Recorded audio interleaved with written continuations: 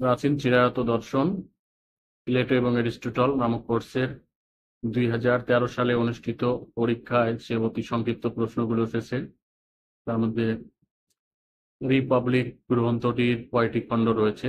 Republic গ্রন্থটির খণ্ড সংখ্যা 10টি, অর্থাৎ এখানে পুস্তক সংখ্যা 10টি। রিপাবলিক গ্রন্থের প্রধান আলোচ্য বিষয়টি জাস্টিস বা ন্যায়পরায়ণতা। প্লেটোর সংলাপে অবিস্মরণীয় নায়ক কে?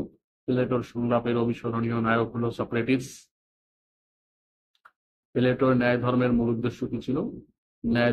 প্লেটোর ন্যায় ধর্মের উদ্দেশ্য ছিল ব্যক্তিগত, সামাজিক এবং রাষ্ট্রীয় জীবনে শান্তি, নিরাপত্তা ও শৃঙ্খলা প্রতিষ্ঠা করা। কথা এবং কাজের সততাই হচ্ছে ন্যায়, এরূপ অভিমত ব্যক্ত করেছিলেন সিপালাস। সিপালাসের মতে কথা এবং কাজের যখন মিল থাকে সেটাই হলো ন্যায়।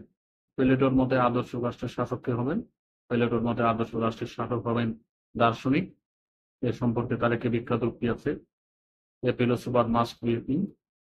অধিবিদ্যা কি ধরনের বিজ্ঞান? প্লেটোর মতে অধিবিদ্যা হলো অমূর্ত বিজ্ঞান।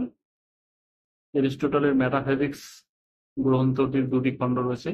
তার প্রথম খণ্ডের নাম হলো আলফা বুক, আর দ্বিতীয় খণ্ডের নাম হলো বেটা বুক।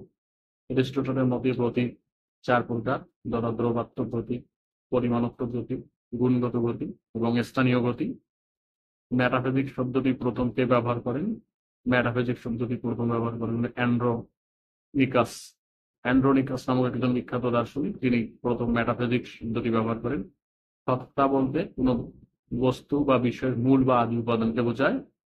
এরিস্টটলের একজন বিখ্যাত ভাষ্যকার হলেন আলেকজান্ডার।